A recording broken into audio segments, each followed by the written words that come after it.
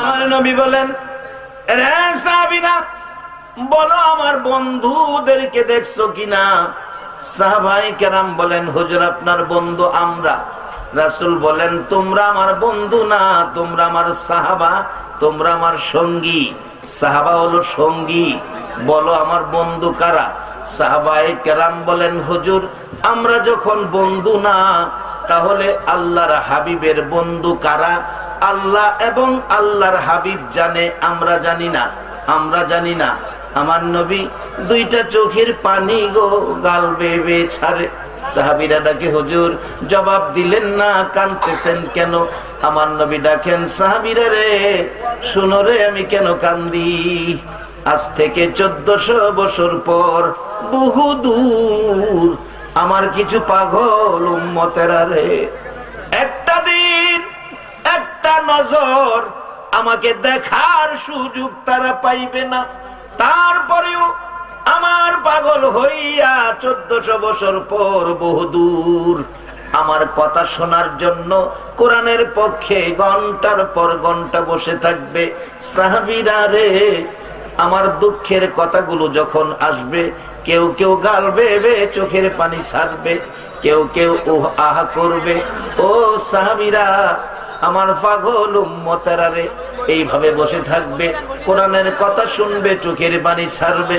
সাহাবায়ে কেরাম বলেন, হুজুর আশ্চর্য হলাম, হুজুর আশ্চর্য হলাম, 1400 বছর পর আপনাকে না দেখে আপনার সাহাবী ও আল্লাহর হাবিব, আপনার সাহাবীরা আপনাকে দেখে আপনার ভালোবাসা দেয়, তারা আপনাকে না দেখে আপনার ভালোবাসায় ঘন্টার পর ঘন্টা বসে থাকবে, আরামের ঘুম হারাম করে বিছনা ঘরবাড়ি ছেড়ে বসে থাকবে।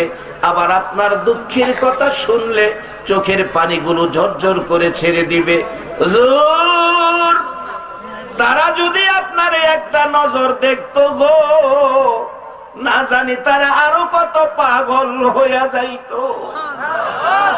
হুজুর আশ্চর্য হলাম, আপনাকে না দেখে 1400 বছর পর আপনার ভালোবাসা লইয়া বসে থাকবে, কোরআনের কথা শুনবে।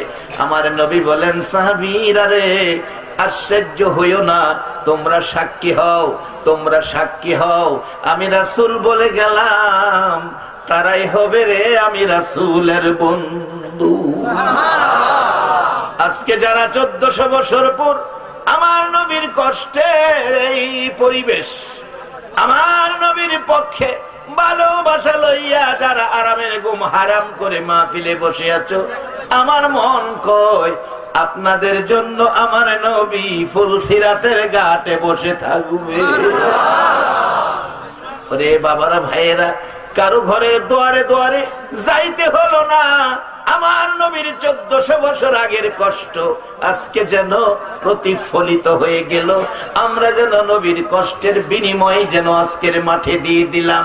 সকলে একবার বলুন আল্লাহু আকবার। বাবারা, এই নবীর উম্মতের জন্য এবার জান্নাতে যাবেন সহজ পথ হয়ে গেল। এই নবীর উম্মতের জন্য জান্নাতে যাবেন সহজ পথ হয়ে গেল।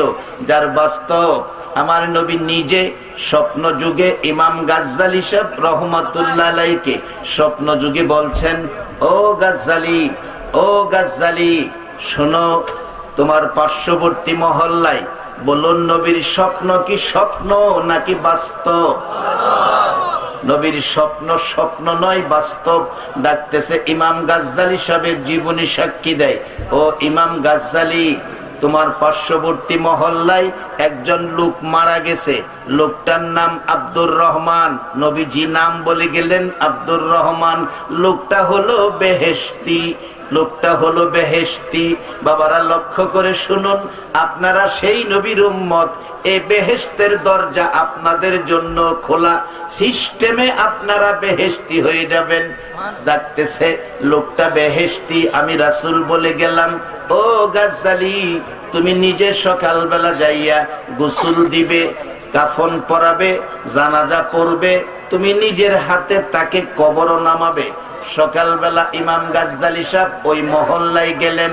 আপনাদের মহল্লায় কোনো লোক মারা গেছে, লোকেরা বলেন, জি হুজুর, একজন লোক মারা গেছে। লোকটার নাম কি? আব্দুর রহমান। বাড়িটা কোনটা? সামনের বাড়ি। যায় দেখে কাফন দাফনের অপেক্ষায় লোকজন। বললেন, আমিও তার কাফন দাফনে শরীক হব।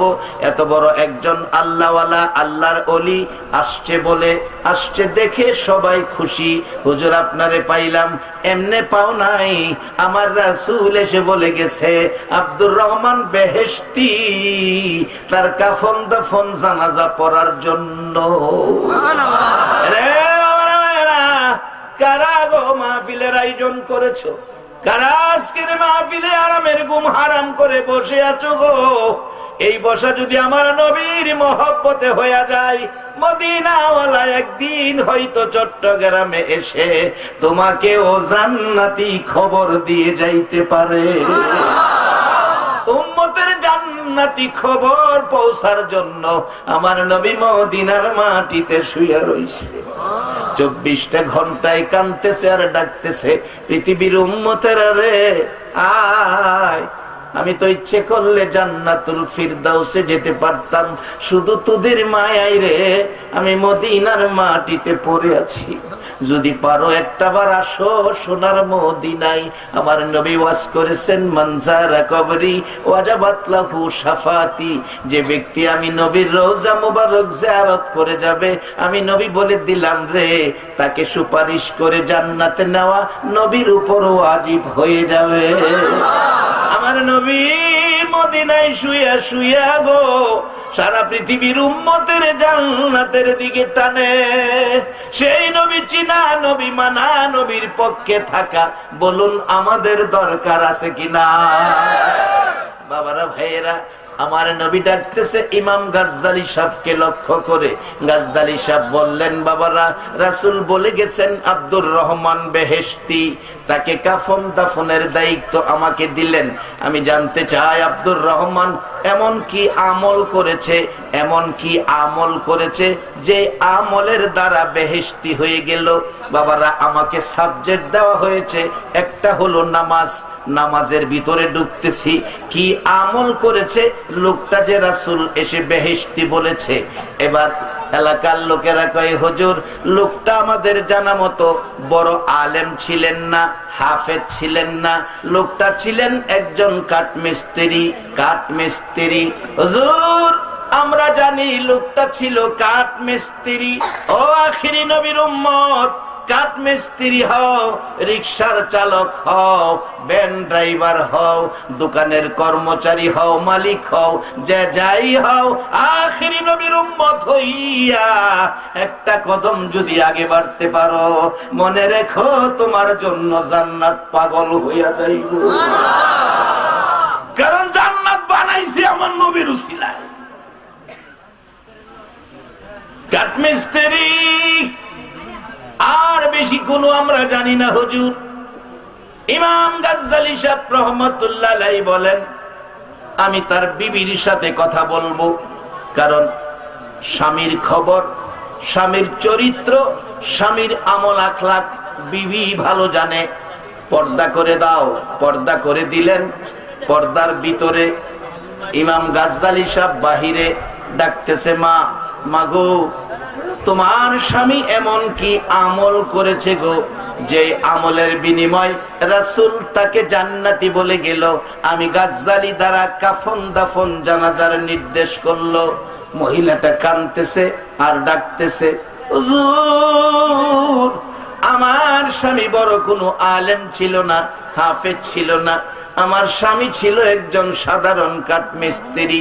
হুজুর, আমি দেখছি আমার স্বামী কাঠমিস্ত্রি মাত্র দুইটা আমল করত। দুইটা আমল করত। একটা আমল হলো দুইটা কাঠ একসাথে জোড়া লাগাইতে হয়। কাজ করতে যাইয়া দুই কাঠ জোড়া লাগাবে। হুজুর, আমি দেখছি জোড়া লাগানোর সময় জোড়াটার মধ্যে লোহা তার কাটা মারার জন্য হাতুড়ি উপরের দিকে উঠাইছে, হাতুড়ি পিছনের দিকে নিছে, লোহা তার কাটার উপর আঘাত করবে।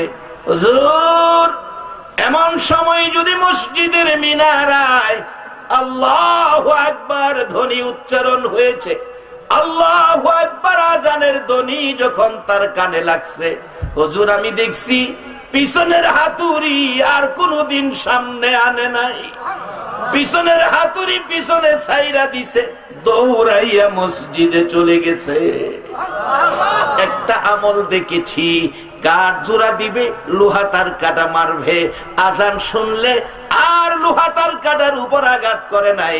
পিছনের হাতুড়ি পিছনে থাকলে পিছনে ছাইরা দিছে, হাতুড়ি যদি সামনে থাকতো লোহার উপর আঘাত না করে লোহার সাইডে হাতুড়ি ছাইরা দিত, দৌড়াইয়া মসজিদে যাইতো।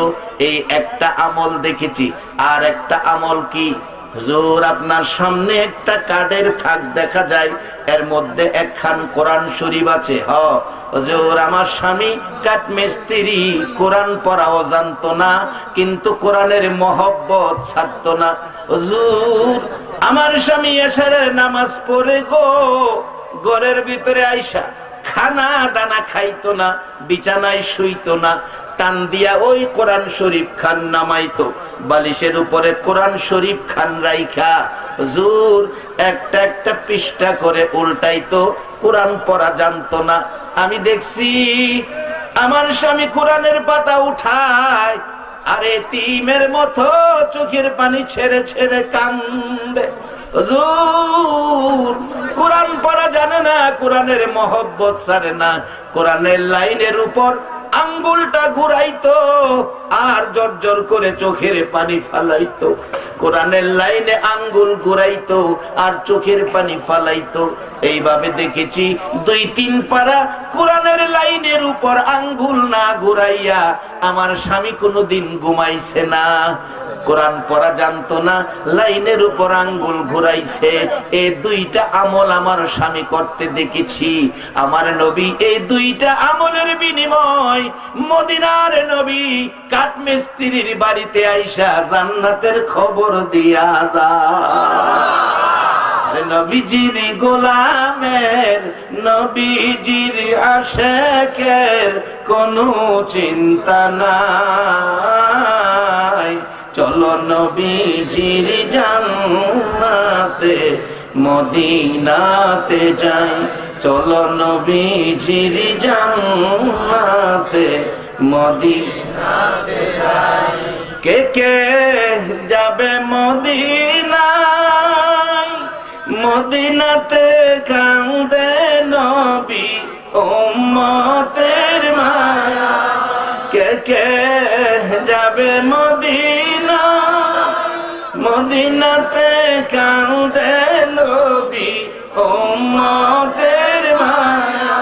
দিন রজনী কান্দেন যিনি, দিন রজনী কান্দেন যিনি, শুয়ে রোয়া যায়। চলো নবীজির জান্নাতে মদিনাতে যাই, চলো নবীজির জান্নাতে মদিনাতে যাই। কঠিন হাসরের দিনে বেহেশতে যাবে না নবী উম্মত বিলে। কঠিন হাসরের দিনে বেহেশতে যাবে না নবী উম্মত বিলে। মাফ করিয়ে দিবেন আল্লাহ, মাফ করিয়ে দিবেন আল্লাহ নবীর ওসিলায়। চলো নবীজির জান্নাতে মদিনাতে যাই, চলো নবীজির জান্নাতে মদিনাতে যাই। শুধু জান্নাত পাবেন এটাই শেষ না। এই আমল যদি থাকে দুনিয়ার জমিনে আখিরি নবীর উম্মত হাত বাড়াইয়া যা চাবে তা আমার আল্লাহ দুনিয়ার জমিনেও দান করে দিবে। কিভাবে দিবে বাস্তবে আসুন। এই জন্য আমার আল্লাহ আমার নবীর আদর্শের উপর আমার আল্লাহ কোরআনের আয়াত দিয়ে সিস্টেম দিয়েছে। ওয়াকাদা রব্বুকা আল্লা তা'বুদু ইল্লা ইয়্যা ওয়া বিল ওয়ালিদাইনি ইহসানা। ইবাদত করতে হবে আল্লাহর, আর খেদমত করতে হবে মা বাবার। ইবাদতের পরে ওই মা বাবার খেদমতের কথা কোরআন শরীফে বলছে। আমার ভাই নঈমী সাহেব আছেন, আর ওলামায়ে কেরাম আছেন। আগে কইছে ইবাদত আল্লাহর, পরের কাজটা কি দিছে? খেদমত কার? মা বাবার। বাজান, এই ইবাদত আর খেদমত এটা বোঝানোর লাগে তো নবী 63 বছরের কষ্ট। যদি এখানে ইবাদতে বেশ কম হয় তাহলেও নবী পাবেন না, মা বাবার খেদমতে বেশ কম হয় তাহলেও নবী পাবেন না। এই দুইটার সমন্বয়ের জন্য নবী মুহাম্মদুর রাসূলুল্লাহ সাল্লাল্লাহু আলাইহি ওয়াসাল্লাম, এটা বোঝার জন্য, বুঝাইয়া দেওয়ার জন্য দায়িত্ব নবীর। আর আল্লাহ বলেছে ওমা ইউতির রাসূলা ফাকাদ আতা আল্লাহ, তোমরা আমার এই নবীর কথা মানো। মানলে জান্নাতি, না মানলে দুজুকি, মানলে আবু বকর, না মানলে আবু জাহেল। ওয়াত সহজ। যদি না মানেন অবস্থা কি? বাস্তবে যান মদিনায়। মদিনার পাগল হিসাবে হজ করতে গেলাম 2001-এ। আগে মদিনায় লয়ে গেছে। হাইরে ঘটনা, মদিনার সীমানায় যখন ঢুকছে রাত 2টা বাজে, হ্যান্ড মাইকে বলতেছে আমাদের দেশের বেসরকারি কাফেলার মুআল্লিম যিনি, হাজী সাহেবরা ঘুমিয়েছেন। যেই মদিনার কথা, যে নবীর কথা শুনলে বাংলাদেশ থেকে চোখের পানি ছেড়ে কাঁদতেন, আমরা তো সেই নবীর দেশ মদিনায় সীমানার ভিতরে ঢুকে গেছি। বিশ্বাস করতেন না। ওই সময় সকল হাজিরা চোখ বগাইয়া 2টা বাজে রাত ঘুমের মধ্যে ছিলেন। চোখ বগাইয়া সবাই ঘুম থেকে উঠছে। কিছুক্ষণ পর বলতেছে সামনের টার্নিংটা ঘুরতে দিলেই আমরা সবুজ রঙের গম্বুজটা দেখা যাবে। হাজী সাহেবরা আপনারা দুরূদ পড়তে থাকেন, আল্লাহ সাক্ষী, দুরূদ পড়তে থাকি। যখন সামনের টার্নিং ঘুরতে দিবে, হ্যান্ড মাইক বাংলাদেশি মুআল্লিম বলতেছে বাসের গ্লাসগুলি বন্ধ করে দেন। আমি জিজ্ঞেস করলাম বাসের গ্লাস বন্ধ করলে আমরা দেখব কিভাবে সবুজ রঙের গম্বুজ? উনি বললেন হুজুর, অনেক যুবক আছে, অনেক আশেক আছে, অনেক পাগল আছে, নবীর সবুজ রঙের গম্বুজ দেখলে ইয়া রাসূলুল্লাহ বলে চাপ মেরে বাস থেকে পড়ে যায়। এই জন্য বলছি বন্ধ করে দেন। সেই মদিনায় যারা না গেছে, সেই মদিনার স্বাদ তারে বোঝানো যাবে না। আল্লাহ সকলকে এই মদিনা একটাবার দেখার তৌফিক দেখ সকলে। আমরা সেই নবীরে মানতে চাই, সেই নবীর মহব্বত করে চলতে চাই, সেই নবীর আদর্শ নিয়ে আমরা চলতে চাই, সেই নবীর পক্ষে আমরা থাকতে চাই। রাজি আছেন কি? এই নবীর পক্ষে থাকবে যারা, আল্লাহ পাবে তারা। আল্লাহ পাবে যারা, জান্নাতি হবে তারা। বাজান, আমার সাবজেক্ট 2টা, একটা হলো নামাজ আর একটা মা বাবা। এখানে মা বাবার আর নামাজের কিছু কথা কইলেছি, এবার বাহি বিস্তারিত যাই। আর 15 মিনিট গেলে কষ্ট হবে আপনাদের। আমার একদিন এক বেটা জুমার খুতবা দিয়ে আমার প্রশ্ন করে বইছে, হুজুর নামাজ তো কোরআন শরীফ নাই। আমি কি ঠিক তো কইছ, সালাতের বাংলা কি? আমরা বাঙালি, বাংলা কই। আমার হয়তো খুতবার আলোচনা করতেছি, আমার প্রশ্ন করে বসে অনেক বাঙালি হিসেবে যে চাইছে আমার তো কোন লাগবো। আমি কইলাম বাজান, সালাতের বাংলা হইল স্মরণ। স্মরণ আজকে আপনারা বসে রয়েছেন আল্লাহ আল্লাহ রাসূলের স্মরণ হইত। এটা গেলাম কম মনে করেন। হাসর যদি আর কিছুই কাজে না লাগে, এটাই ধাক্কায় নিব। হাসরের দিন ও আখেরি নবীর উম্মত, ও শেষ যুগের উম্মত, আরামের ঘুম হারাম করে মাহফিলে বসে আছো, নবীর মহব্বতের মালাটা গলায় লইয়া। যদি তোমার 70 বছরের আমল হাসরের মাঠে আমার আল্লাহর মায়ার কৌটে যদি কবুল না হয়, এই মাহফিলটা ধাক্কাইয়া তোমার বার পেরা দিব। কে কোন মায়ের সন্তানেরা আজকে মাহফিলের আয়োজন করেছে, নিশ্চয়ই এই মা এই সন্তান পেটে থাকা অবস্থায় একদিন হলেও কোরআন পড়েছিল, একবার হইলেও নবীর দুরূদ পড়ছে। কোরআন শরীফে আল্লাহ বলছে একমাত্র আল্লাহ ইবাদত করার জন্য। কার ইবাদত? আল্লাহর ইবাদত করলে ইবাদতের মধ্যে সর্বোত্তম ইবাদতটা কোনটা? নামাজ। এরপর আল্লাহ কইছে অবিল ওয়ালিদাইনি ইহসানা, আগে আমার ইবাদত, পরে করো মা বাবার খেদমত। এটা বুঝাইবার লাগিয়া ইঞ্জিনিয়ার বানাই আমার নবীরে দুনিয়াত পাঠাইছে। সুবহানাল্লাহ। নবী গেলাম নিজের লাগিয়া না, আমরা রে এটা বুঝাইবার লাগিয়া। এবার যারা নবীর কথা মাইন্না যারা বুঝছে তারা দেখেন কি করছে। বাস্তব বাদশাহ হারুনুর রশিদের জীবনী। একটা যুবক মসজিদে নামাজ পড়ে, অনত যুবক যাইতেছে না, যারা বুড়া হয়েছে হ্যাঁ রাজা। তো অহন আবার দেখছি একটু ভিন্ন, অহন দেখছি আল্লাহর রহমতে মসজিদে বুড়ার চাইতে যুবক বেশি। একবার আলহামদুলিল্লাহ কর, এতে বোঝা যায় সে লক্ষণ ভালো। বাদশাহ হারুনুর রশিদের জীবনী থেকে বলছি। বাদশাহ হারুনুর রশিদ তাকাইয়া দেখে একটা যুবক সামনে নামাজ পড়ে, এত সুন্দর দাঁড়ায় রয়েছে, একবারে সোজা দাঁড়ায় রয়েছে, নামাজ পড়তেছে। বাদশাহ হারুনুর রশিদ নিজের নামাজ শেষ কইরা বৈশা বৈশা এই যুবকের নামাজটা দেখে, দেখা এত সুন্দর লাগছে। রাসূল বলছে যার নামাজ যত সুন্দর হবে তার হাসর তত সহজ হবে। কোন কোন নামাজি চক্ষু খুইলা দেখবো বেহেশতের বারিন্দায়।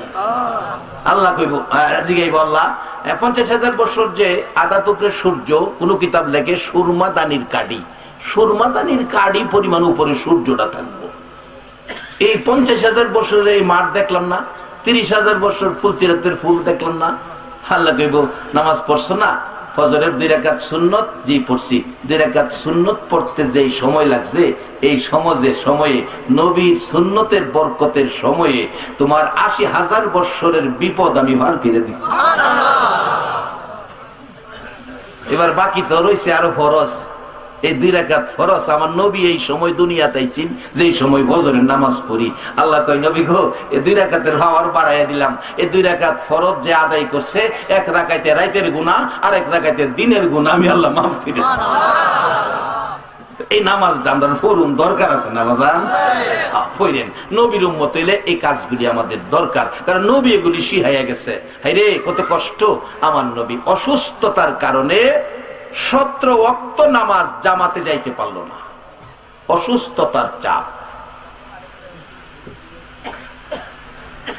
আমার নবী জামাতের সময় হলো, উঠতে চায়, জামাতে শরীক হবে মসজিদে নববী, হুজরাত থেকে যাবেন।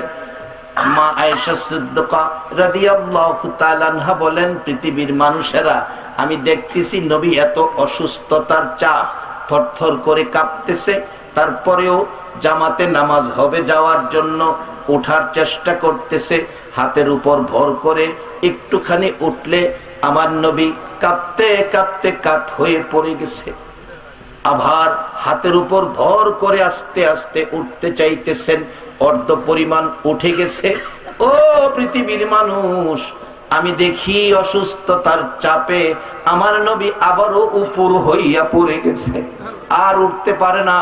আমি আয়েশা সিদ্দিকা টাইনা টাইনা উঠে বসাইলাম, ডাকলাম হুজুর শাস্তি দেয় না কেন গো, এই কষ্ট করতেছেন জামাতের জন্য। আমার নবী কান্দে, আয়েশা রে এত সুন্দর জামাত, মসজিদে নববীতে সময় হয়ে গেছে, আমি কি জামাতে আর যাইতে পারবো না, শাস্তি দেয় না। তাহলে কাজ করো, তোমার বাবা আবু বকরকে বলো ইমামতি করে জামাত শুরু করুক। আবু বকর ইমাম হয়ে জামাত শুরু করলেন। লম্বা ঘটনা। আমার নবী 1 রাকাত নামাজের দিকে তাকায়া শুধু কাঁদলেন, আরেক রাকাতে শুধু হাসলেন। মা আয়েশা বলেন, হুজুর কাঁদলেন কেন, হাসলেন কেন? আমার নবী বলেন, আয়েশা রে কাঁদলাম এই জন্য, এত সুন্দর জামাত চলছে, আমি অসুস্থতার জন্য যেতে পারলাম না, সেই ব্যথায় কাঁদলাম, হাসলাম এই জন্য। এই জামাত পৃথিবীতে কায়েম করার জন্য আমি নবী 63 বছর জিন্দেগি কষ্ট করেছি। তাইফের জমিনে সাদা জামা লাল করেছি রে আয়েশা।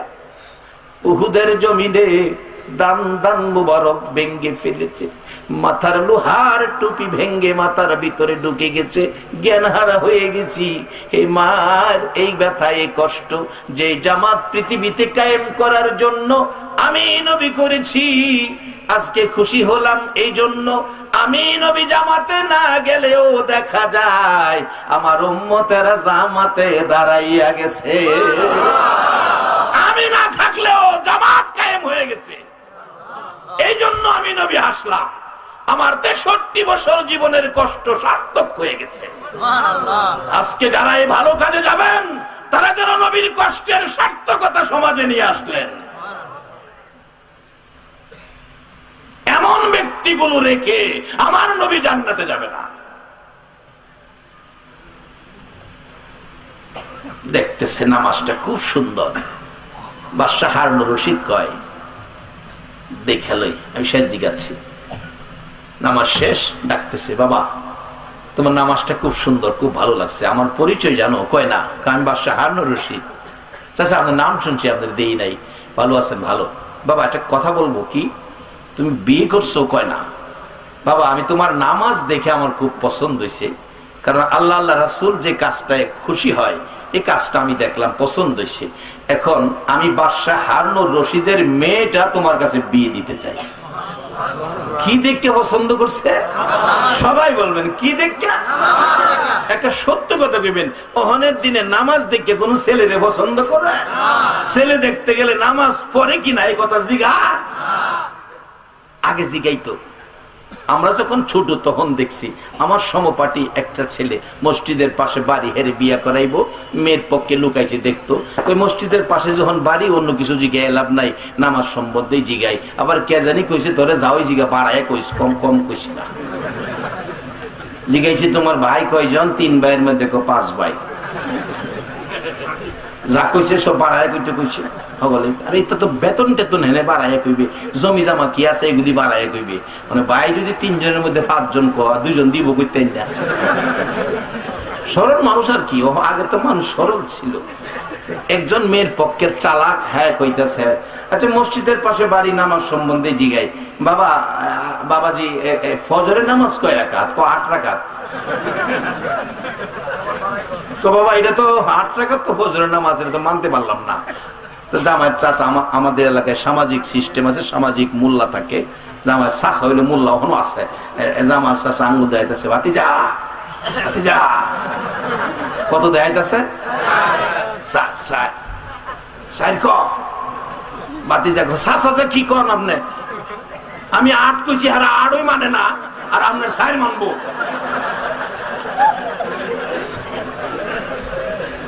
আসলে কি নিয়মের বাইরে বাড়ায়া কইলে মানবো?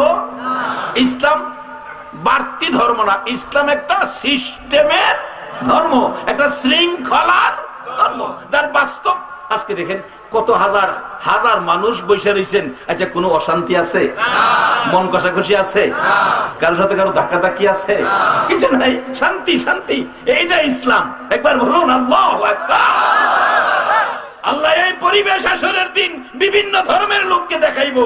এই যে দেখো, 1000 মায়ের সন্তান একসাথে বসেছিল, ইসলামওয়ালাদের মধ্যেই ছিল শান্তি।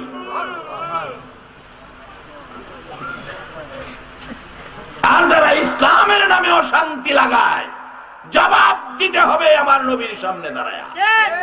কারণ আমার নবী জীবনে দুশ্মনের সাথেও দুশ্মনী করে নাই। ইসলাম সম্পূর্ণ শান্তি সিস্টেমে যান। নবীর সুন্নত আসসালামু কাবলাল কালাম, অর্থাৎ আগে সালাম মুসলমান দেখা হইলে, পরে কথাবার্তা। কালাম যেটা কথাবার্তা, আগে সালাম দিয়া পরে কথাবার্তা, নবীর সুন্নত। দেখেন সিস্টেম কি, কোন ধর্মের সিস্টেম নাই। সালাম দিলাম আপনাকে, আসসালামু আলাইকুম। এখানে কি বললাম? আপনার উপর শান্তি বর্ষিত হোক। আপনিও আমারে কি কইলেন? ওয়ালাইকুম সালাম, আপনার উপরেও শান্তি বর্ষিত হোক। কত সুন্দর সিস্টেমের ধর্ম। একজন আরেকজন মুসলমানের সাথে দেখা হইলেই একজনের জন্য আরেকজনের শান্তি কামনা করে, শান্তির দোয়া করে।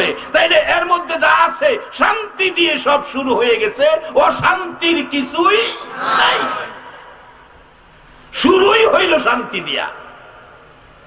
এই শান্তি যারা বুঝছে তারাই আখিরি নবীর উম্মত হইছে। খালি টুপি হইলেই আখিরি নবীর উম্মত না, খালি দাড়ি হইলেই আখিরি নবীর উম্মত না, মাথায় পাগড়ি বানলেই আখিরি নবীর উম্মত না। পাগড়ি লাগানো, টুপি লাগানো, দাড়ি রাখা, পাঞ্জাবি পরা, মসজিদে যাওয়া, নামাজ পড়া সহজ, কিন্তু রাসূল প্রেমিক আল্লাহ ওয়ালা হওয়া বড় কঠিন।